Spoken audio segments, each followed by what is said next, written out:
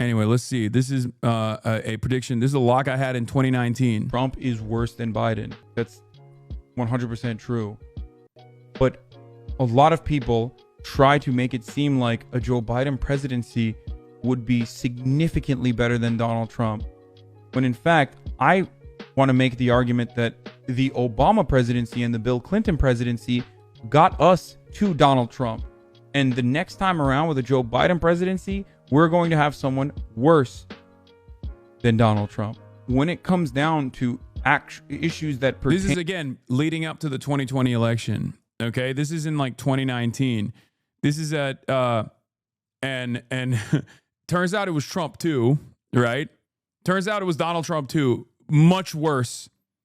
Donald Trump 2 Electric Boogaloo, which is a much worse version of Trump 1 because it's, like, in some ways more competent. Or at least like has, in some ways it has the, it has the motion and the momentum and cares more about loyalty, right? Rather than bringing competent forces into positions of power that end up spoiling whatever the fuck they wanted to do. They have basically solidified their base, and they've, and this is, of course, pre-January 6th, 2021 as well. So, like, there's less resistance, there's less interest, there's more fatigue, and they have no guardrails whatsoever. No competent individuals within the administration are trying to actively put hurdles to stop Trump from doing the maximalist agenda items that are unimaginably consequential, unimaginably damaging. To our material conditions, the parties are both unified. Tax cuts for the wealthy. The parties are unified. When it comes to continuously deregulating industries that aren't like directly murdering people by dumping chemicals into their water, the parties are unified. I'm of course talking about Wall Street regulations. When it comes to endless war and bloodshed, the parties are super unified. Could be the new fascist president. Whoever is like smart enough to realize that the time for fascism in America has come. Yes. Yeah. That's like 2018 or 2019, I assume. Like 2019. And what I'm talking about right there is the consensus in DC. There's consensus politics on DC. Healthcare must remain private. There's consensus on this, right? Deregulatory mechanisms and a lack of interest from the left flank party against the endless amount of deregulation from the Republicans, there's consensus on. Endless war and endless militarism around the world, there is consensus on, right? And as long as there's consensus on these issues of consequence, most people can't distinguish between either party. And I always say, like, the Democrats need to make a case in the affirmative. Here's another moment where this is from 7 months ago, but full stack 1130. Let's see. This was, I believe, is this the after the election analysis or before the election analysis of the podcast? The outcome of this election. He then goes into one of the main reasons why the Democrats lost this election, and that is capitulating to right-wing framing. Despite people like myself and many others saying, like, don't do this, you're going to hemorrhage the base, you're going to hemorrhage the base of support, you are going to cut away at your turnout, you're going to cut across many different constituencies that you rely on to create an effective coalition, and it's a very dangerous gamble to assume that you can decouple a lot of these people in the suburbs, a lot of like white women specifically, away from the Republican Party and vote for you instead. I know that they're high propensity voters, but it doesn't matter. There's still plenty of low propensity voters that you have to rely on to win.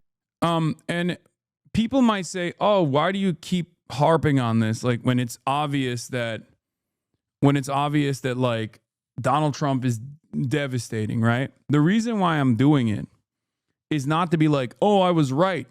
The reason why I'm doing this is because we cannot repeat this mistake ever again, okay? That's the reason why I've been committed to the messaging discipline, going to every single liberal or even right-wing outlet that I can to keep repeating these points over and over again, to talk about like my predictions of how damaging a Trump presidency was going to look like, which is unfolding. Okay. And also simultaneously talk about like what the Democrats could do to fix their branding issue. You won't. Trump will be your king till 2040, lol. I mean, this is the type of stuff that I'm actually confused by, because like if you say stuff like that, like don't you realize that's just bad for the whole world? And it's certainly bad if you're in America. It's bad for you too. I'm not going to ban this person, but like saying that, especially today, one day after the Trump administration went to, I'm memeing, dude. Okay, well, some people aren't memeing. Some people do come in and they go, oh, Trump is your God king, bitch. Keep crying, loser. And it's like, you know, I guess that chatter was like trolling, but some people do legitimately think that is like reason enough to be an advocate for Donald Trump. And I'm always confused by that, because it's like, well, brother, you're cooked. I mean, you're looking at an unprecedented affordability crisis where the administration has basically admitted that there is recession happening in key sectors in this country. And also on top of that, the Trump administration, after a record-breaking lengthy shutdown, has decided to continue the shutdown rather than actually concede to the very reasonable demands that the Democrats are making, and also have made things worse by starving 42 million Americans by force, even though the lower courts actually dictated that the additional $6 billion in SNAP subsidies that are already out there, like the contingency fund that's out there, cannot be used to in the interim, fund the SNAP programs that 42 million Americans rely on to feed their children. 16 million children rely on SNAP, right? And the administration went to the Supreme Court and openly said, no, fuck that. We do not want you to fund this. And they're running around. They are running around currently celebrating that. How do I explain to a coworker who thinks that this isn't anything special and that he's fine?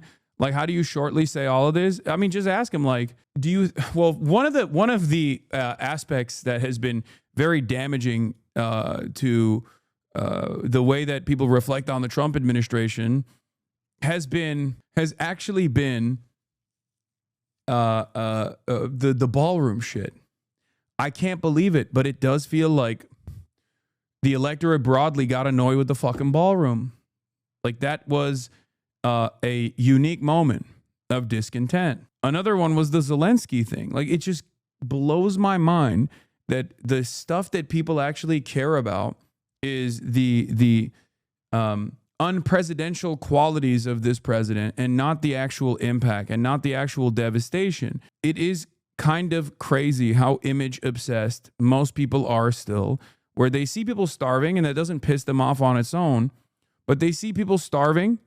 They see the Trump administration refusing to release the Epstein files. That was another moment that put a little bit of a dent, right? But the straw that broke the camel's back, it seems, is the fact that this motherfucker is building a ballroom. And I cannot believe it. I cannot believe it. But it does kind of feel like I've been looking at these polls and I'm thinking maybe I've seen so many TikToks of people from inside Walmart and celebrating how empty it is and how stocked the shelves are. Genuinely freak shit. More right-leaning liberal friends said, fuck it, I'm down with the revolution after the Trump-Zelensky ordeal because his dad is Ukrainian. Yeah. It is a let them eat cake moment, I guess. And it's the juxtaposition.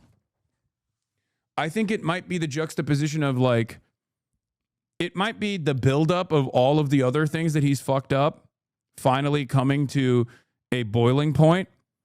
Or it might be the juxtaposition of, like, the administration doing this thing, like the multimillionaire defense contractor back, like, ballroom building initiative.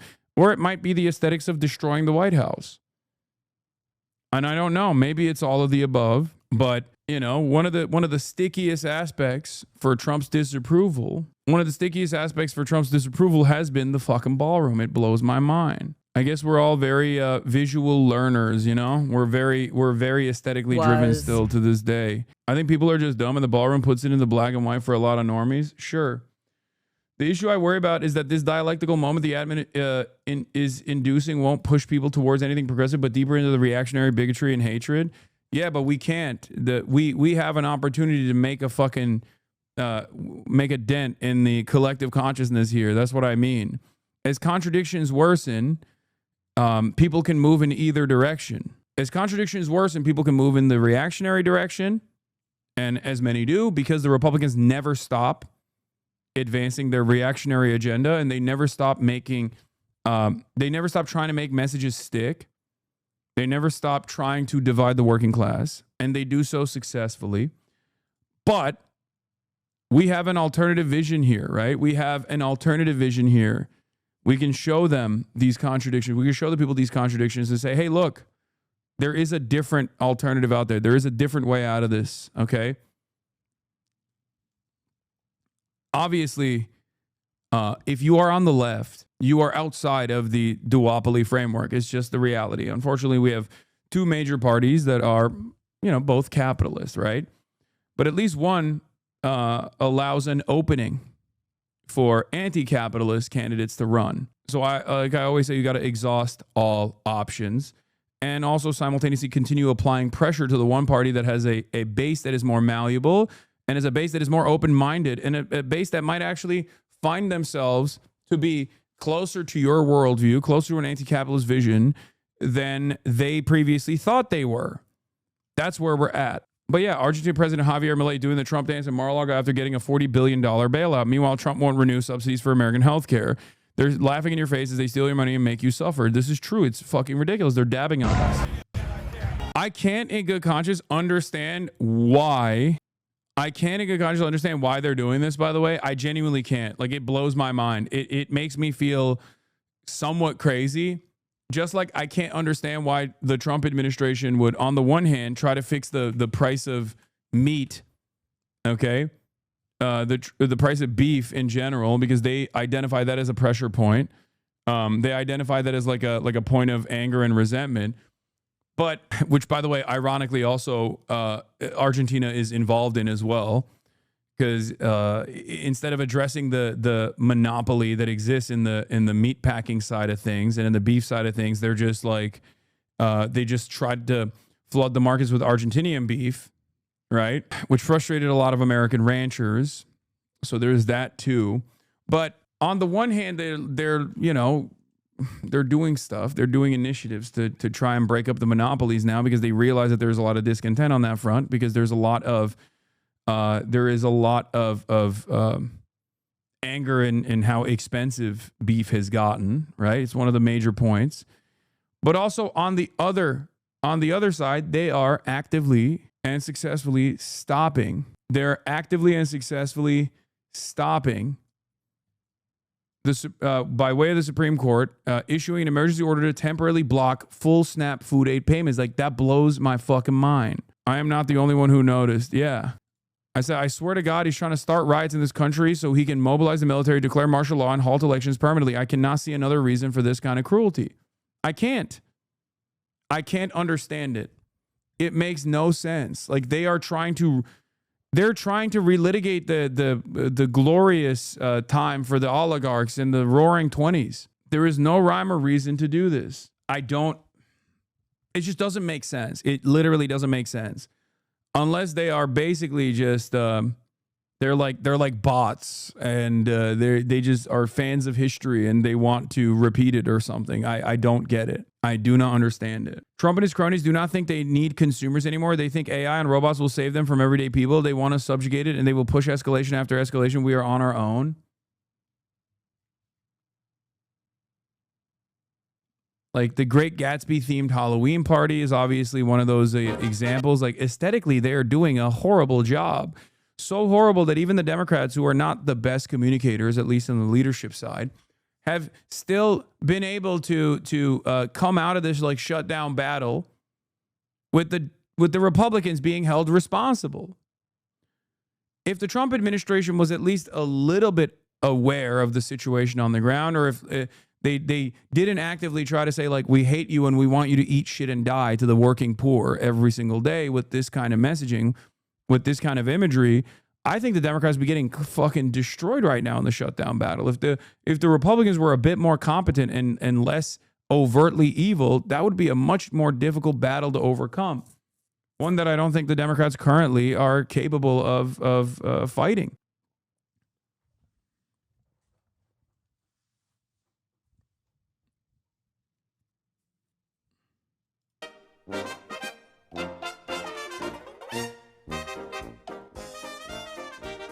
Like it's so ridiculous. Like, I know Americans are oblivious to their own history. I get it, but like this is so overt, right? This is literally like Great Depression era levels of income inequality. It's not there yet. The conditions have not gotten there yet, right? But like, this is precisely what happened 100 years ago. We are straight up relitigating age-old battles, and it's the same forces.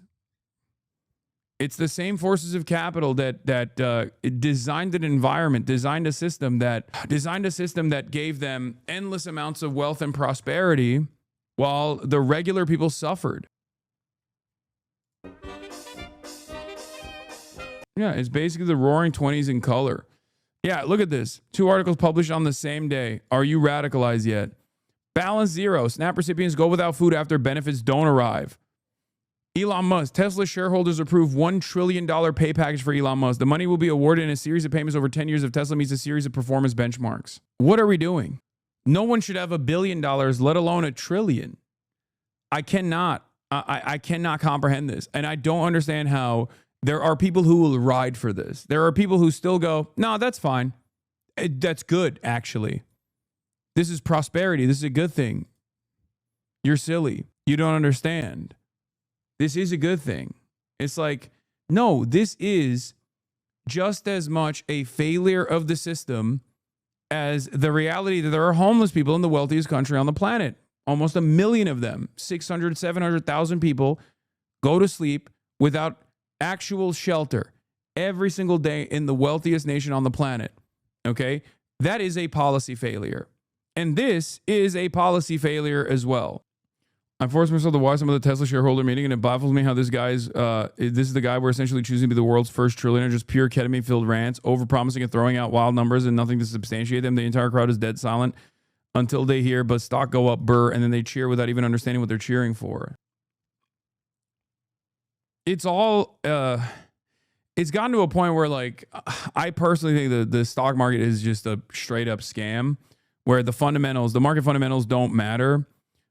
Where fundamentals have nothing to do with the stock performance, and it's more so just that there are too many vested interests that are like Tesla is becoming like almost too big to fail in this way, where there are too many financial investments into Tesla, so they have to just keep making it seem like the stock is actually outperforming expectations, even though it's collapsed in and of itself. But it's utterly decoupled from the fundamentals, because it's not like people are just still purchasing Teslas. Like, that's not happening. They are overly reliant on this unimaginably unstable and incompetent person, Elon Musk, and the fact that, like, as long as he keeps over promising and never delivering on those promises and people don't punish him for it, then it's fine, because stock price keeps going up. Yeah, $1 trillion pay package for a company with $17 billion in revenue. It's fucking ridiculous. I think stonks have to go up. Always. Stonks always have to go up, no matter what, because there are too many wealthy people that realize that if we brought the market back to like actual fundamentals, many of the top earners for them, many of the top overperforming stocks for them would collapse in its entirety. This is yet another example of this, right? OpenAI. In a new podcast, Sam Altman says, when something gets sufficiently huge, the federal government is kind of the insurer of the last resort, as we've seen in various financial crises. Given the magnitude of what I expect AI's economic impact to look like, I do think the government ends up as the insurer of last resort. But there is one other problem here, okay? When you get too big to fail, I saw this as well. 4 days out from my life-changing surgery, Aetna has denied the appeal for my brain surgery. To be clear, when I signed up to Aetna months ago, the coordinator had confirmed they would cover the surgery. Then a week ago, they said the surgery was too experimental/elective and denied coverage. We appealed. The appeal was just denied today. Now my neurosurgeon is trying to do a peer-to-peer consult with someone at Aetna to explain why I need it so we don't lose the surgery date on Monday morning. Aetna is not being responsive. This is sadistic and a violation of basic trust. Please spread this so they can't ignore it. They may not care if I live or die, but people should know just what kind of company they're dealing with. And please pray they are able to have a peer-to-peer consult with my neurosurgeon and have a change of heart. Like, what are we doing? What are we doing here? Like, this is an untenable system. How can people not look at this and say, this is devil work? But as long as some people are making money somewhere along the way, it's fine. At some level, when something gets sufficiently huge, whether or not they are on paper, the federal government is kind of the insurer of last resort, as we've seen in various financial crises and insurance companies screwing things up. So I guess, given the magnitude of what I expect AI economic impact to look like, sort of, I do think the government ends up as like the insurer of last resort, but I think I mean that in a different way than you mean that, and I don't expect them to actually be like writing the policies in the way that maybe they do for nuclear. And there's a big difference between the government being the insurer of last resort and the insurer of first resort. Why is he saying that in public? Well, two reasons. One, what the fuck are you going to do about it? Absolutely nothing. And two, this is actually an assurance to the investors. He's saying that because he realizes that right now there is a little bit of panic around the AI bubble, that it might actually be a bubble. I obviously think it is. And they're over-promising something that at least more educated people keep telling me is impossible. AGI, right? Like the notion that they are going to have this explosive advancements in AI technology that magically arrives us at artificial general intelligence, like what you understand as like iRobot, right? Like the actual real AI, not LLMs, not just chatbots, but like real working artificial general intelligence. And the thing is, well, that has been the promise thus far. That requires a tremendous amount of investment and a tremendous amount of failure along the way. We're not even talking about the goals of AGI, obviously. The goals of AGI is to displace the labor force in its entirety. Having said that, what they're trying to accomplish is just like beat China to AGI, or at least a more competent version of AI that can successfully displace the existing labor force and create new super profit structures, okay, which rid the need for labor in its entirety. And God knows what that would do to the already exploding wealth disparity that exists in this country and in the Western world in general. Having said that, because there are fears that they might not be able to continue white knuckling through this process, that he has to sit there and say, no, don't worry, the government will bail us out. The problem, however, is if the bubble bursts after becoming enormous, and it has already, because outside of the AI stock market gains, the GDP growth in this country last year was 0.1%. Okay, it's like 5 major companies that are the entirety of the stock market at this point. It's insane. The bubble has gotten to such a ridiculous size that I don't even know if the American government could save it or could bail it out. So, like, I think there is such a thing as like too big to fail, but then there is also such a thing as like something that has become so large that even the American government can't bail it out. And if there was anything that would do it, yeah, there's too big to fail, and then there's too big to bail. If there's anything that is close enough to being too big to bail, where it ends up cooking the American government and collapsing the global financialized economy, it could be this AI bubble. The problem is that there's a liquidity crisis, a private credit crisis.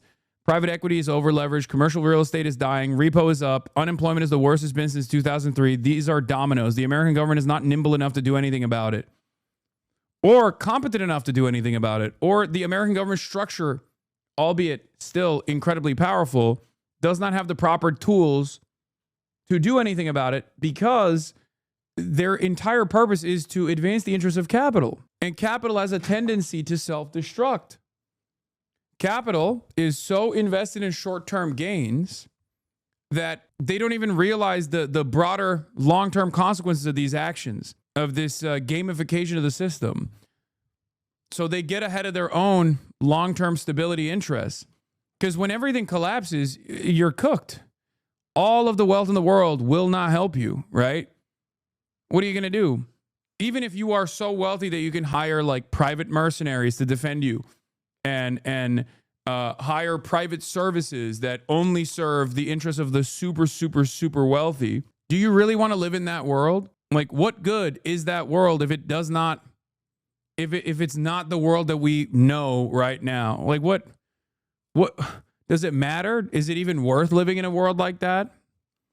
And the same argument could be made for climate change as well, where it's like a lot of these wealthy billionaires think, we can overcome, especially in the short term, the most damaging aspects of anthropogenic climate change. But it's like, but do you want to live in a world where there is extreme weather conditions all the time? Like, are you that short-sighted that you can't see that this is not a habitable world to live in? Especially for your next generation as well. It's crazy. Yeah, OpenAI is the gargantuan AI bubble. It lost $12 billion last quarter, but keeps announcing huge new deals to invest in companies with money it doesn't have. So OpenAI wants a U.S. federal backstop for the government to back its investments. Too big to fail 2.0. OpenAI's CFO didn't just say the company wants a federal backstop for chip investment. She said, and I think we're seeing that. The U.S. government has been incredibly forward-leaning. Then she immediately took to LinkedIn to claim that's not what she meant. This is where we're looking for an ecosystem of banks, private equity, maybe even governmental, the ways governments can come to bear. Meaning like a federal subsidy or something? Meaning like just first of all, the backstop, the guarantee that allows the financing to happen. That can really drop the cost of the financing, but also increase the loan to value, so the amount of debt that you can take. Time to short OpenAI. Brother, when we say too big to bail or too big to fail, shorting companies like this don't matter because there is no system after that. Do you see what I mean? Like, too big to bail in the 2008 financial crisis actually yielded tremendous benefits for people who were ahead of the game and shorted, right? But there was a next day.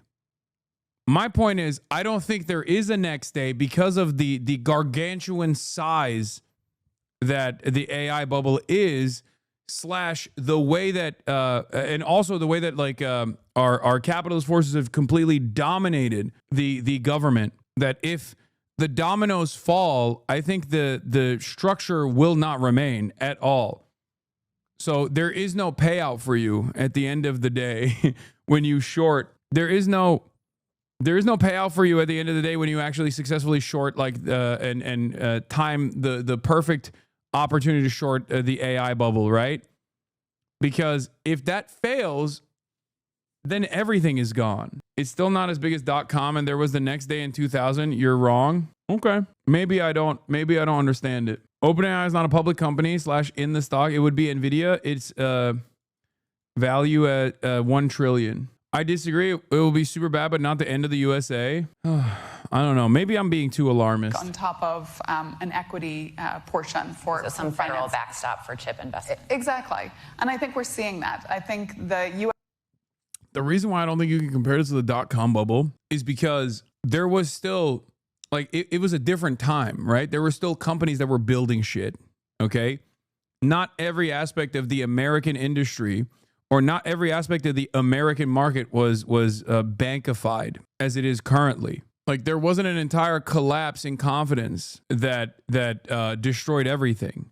Whereas right now, I think the opportunity is ripe for a complete collapse because everything is built around the confidence that the American government has to keep things going. And they're saying it. I mean, that's what Sam Altman is saying here. They're saying, like, don't worry, the American government has us. It has our backs because if we fail, then everything falls apart. This is the gamble.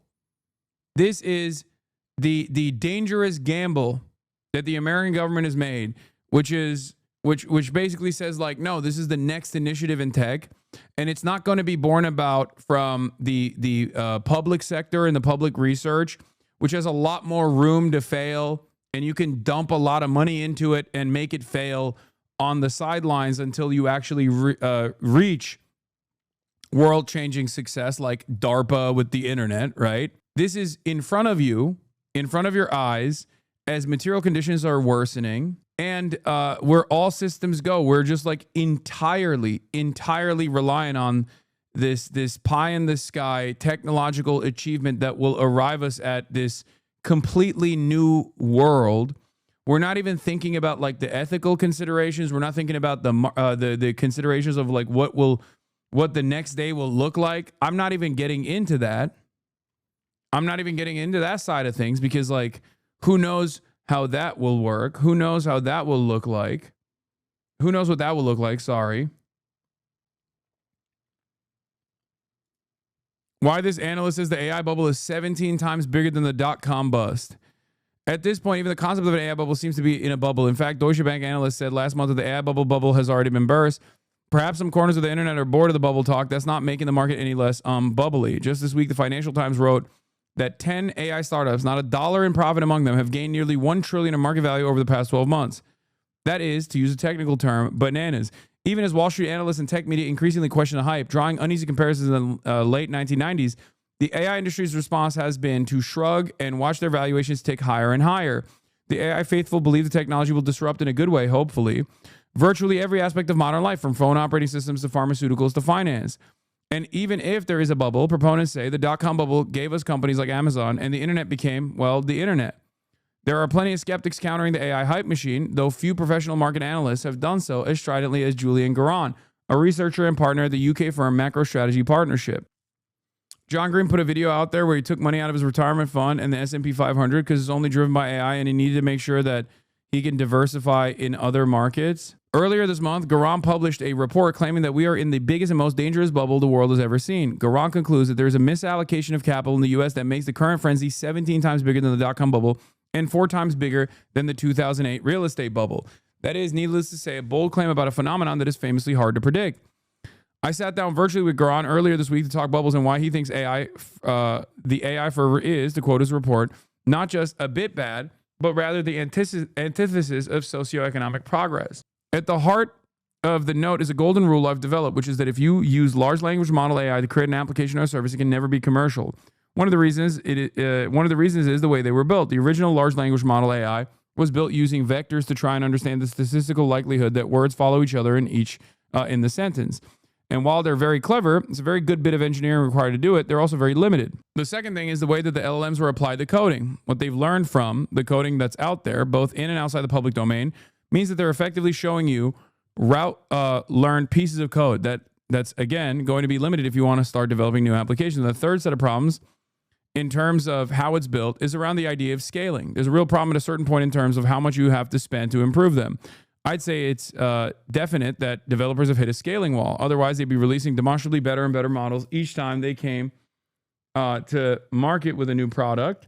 And since ChatGPT 4 came out in March 2023, they haven't really actually raised the bar significantly. What about the argument that ChatGPT, while not perfect, is capable of doing some low-level grunt work that can increase productivity? There are certain bullshit jobs out there, some parts of management, consultancy jobs, where people don't check if you're getting it right or don't know if you've got it right. So you can argue that you can replace bullshit with bullshit. And yes, okay, I'm prepared to accept that you probably can, but that doesn't really make it more broadly useful. See, the reason why this conversation is very different than my analysis on top of this person who is like highlighting like some of the most damaging aspects of the entire system designed around AI success is because of what people consider to be efficiency. If you're a regular ass dude, when you think efficiency, you don't think in market terms, okay? Regular people, when they think efficiency, they mean, am I getting the best possible service on the consumer side, right? Am I getting the best possible service? And an example I will use is luggage tossers, right? That is very different than the way capitalist corporations analyze efficiency. For them, efficiency means maximum output for minimum input, okay? That means cutting jobs. That's what efficiency is for the capitalist. For the regular person, efficiency is, am I getting my luggage in a reasonable and timely manner, okay? In order to reach efficiency from the consumer standpoint, you actually need to hire more people than you actually need to have, right? Like, if we had 10 luggage tossers as opposed to the 5, things would move a lot faster. You know, people would have more free time. People would just like be able to fuck off in the workplace. And that on your on the receiving end, from the consumer standpoint, that would be efficient because you still get your fucking luggage in a more timely manner. But efficiency for the capitalist, for efficiency for the corporation, means you have to cut those jobs and try to figure out how much you can get away with cutting those jobs. Sure, people will wait an hour sometimes to get their luggage, but it's okay because we have a monopoly in certain markets, right? So what are they going to do? They have to fly JetBlue. There's no other airline out there. There's no market competition. So we actually won't get punished as heavily as we would. So we can actually cut certain aspects of the service and make more money that way, or drive up profits that way. Okay? So the way we think of efficiency as regular people, as consumers, is very different than the way that the capital owners think of efficiency. Okay?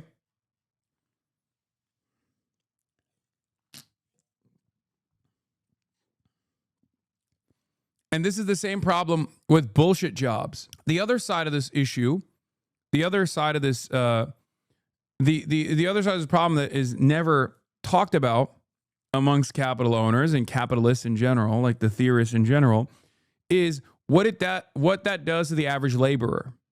Okay, there is no consideration for the regular wage laborer in this conversation whatsoever. There's no consideration for their life. There's no consideration for their workplace conditions. There's no consideration for their families. There's no consideration for what that does to the broader economy. Okay? Bullshit jobs are fine. It's good to have bullshit jobs. Okay? It's good to have bullshit jobs. It's okay. People need to have jobs.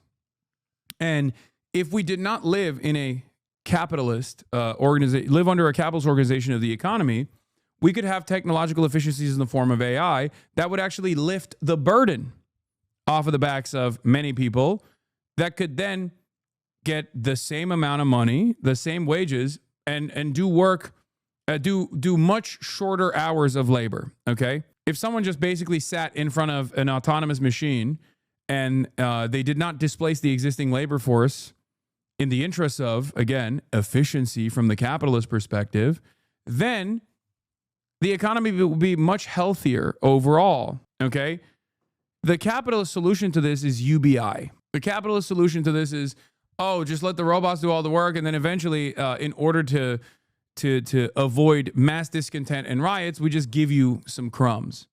Okay? But it is obvious that capital owners don't even want to give you those crumbs, or they want to give you the minimal amount of crumbs that they can give you without you taking out the pitchforks and burning everything to the fucking ground. That's not a stable system.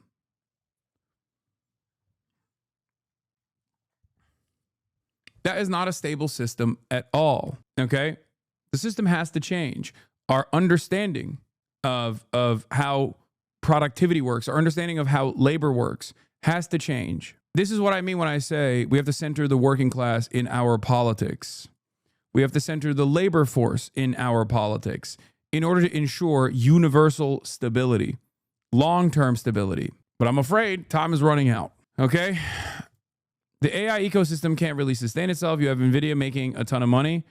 Anybody else, the data centers, the LLM developers, the software developers who use LLMs, they're heavily loss-making.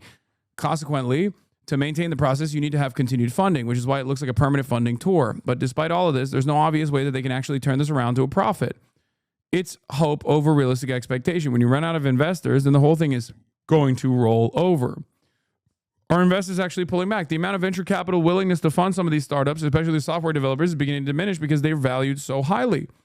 That leaves you with basically SoftBank, which has had to raise a lot of debt against the shares to fund the first tranche of the OpenAI commitment that it made, and it's still got a bigger second tranche to fund. You've got foreign states like, say, Saudi Arabia, but there aren't many countries who have unlimited spending power, and that leaves NVIDIA as a sort of a last man standing. Nightcap, are we in the process of deflating, or is the bubble still growing? Well, with AI, I can't say it's starting to deflate. We're just a week past all-time highs, so it'd be kind of arrogant to say that was definitely the top. but it's certainly drawing closer. I have to ask, because I ask myself this all the time. What if you're wrong? What if the hype is real? Well, there are two ways I'd be wrong. One is it just takes longer to break than I thought, which, to be honest, it already has. And what happens if I'm wrong in that way is simply that they continue building things that aren't fundamentally useful to the economic society. I don't think this is useful fundamentally to the economic society. It is useful to raise the stakes and to gamble harder, because that's just what the stock market is now. It is turned into this major gambling ring where the highest rungs of capitalist society control all the stakes, and they have a vested interest in continuing this game, because if they don't, then everything collapses and they can't continue bringing in profits year over year. If it carries on for another year or another 2 years because they manage to persuade someone to provide funding, the more people are doing stuff that's not going to make a return. The future is not going to be as bright. Future gross domestic product will be lower than it would be if they didn't do this stuff and they just went about doing some mundane things that people actually valued. And if I'm completely wrong and someone could come up with super intelligence, well, that completely changes the world and we'd be depending on whoever controlled the systems.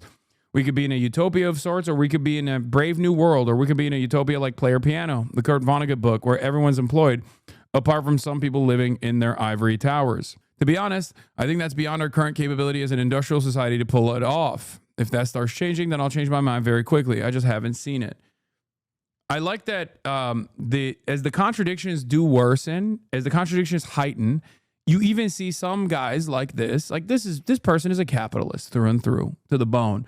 But real analysts that look to the existing systems, even with their horse blinders, their pro-capitalist horse blinders that cannot see a world outside of this organization of the economy, still can't help but recognize that this is not really useful, okay? That's pretty alarming when you have econ bros going, this stuff is it useful really?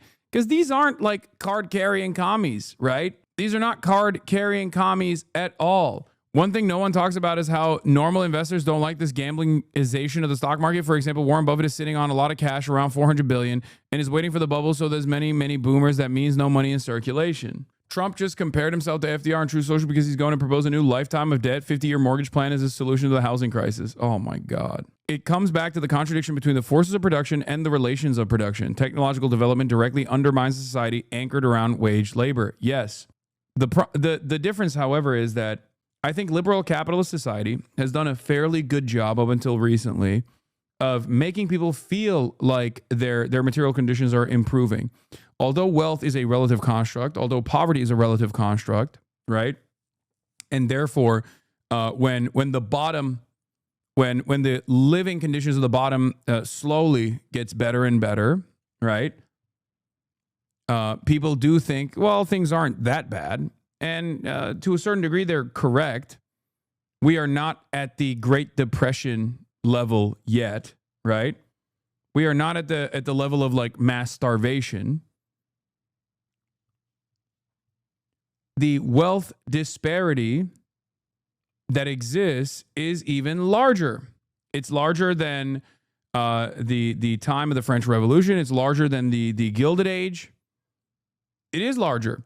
But the reason why there is not the same level of discontent, that existed back then that caused people to take up arms and engage in violent revolution, right? Whether it be a bourgeois revolution or not, it doesn't matter. It was still a violent revolution, or even a more modest reformist version of that, like we saw with the fucking New Deal. But even though, then there was a lot of labor militancy and a lot of discontent and a lot of violence that took place in the buildup to that, reformist way of getting out of that crisis. Whoa. Scared the shit out of me, Kaya. Calm down. What happened? God damn. Scared the frick out of me.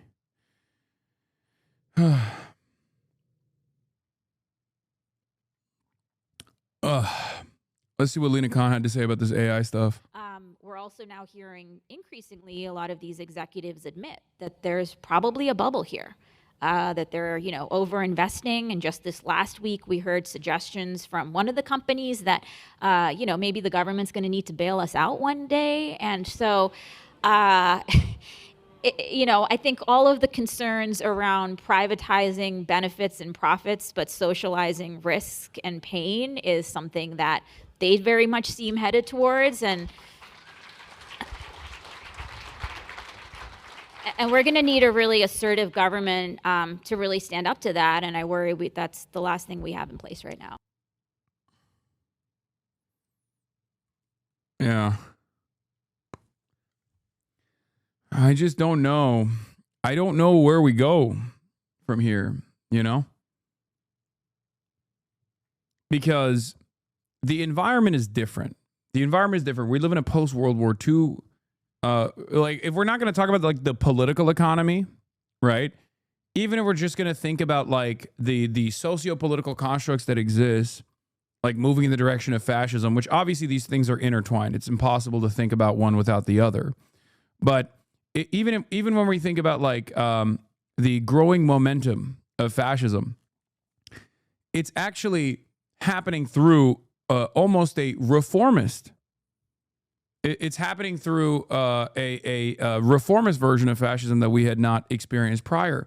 Because when fascism was initially invented, it was a revolutionary movement. It was billed as a revolutionary movement that came about through the parliamentary structure, but with a lot of violence at the time.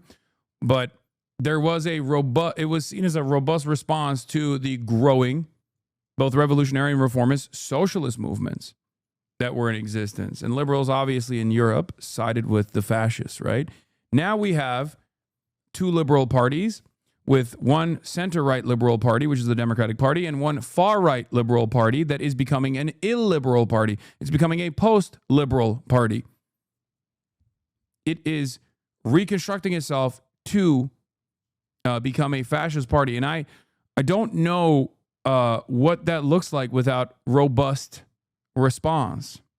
I don't know how that works when there is no post-liberalism on the left side, when there is no organizational power on the left side.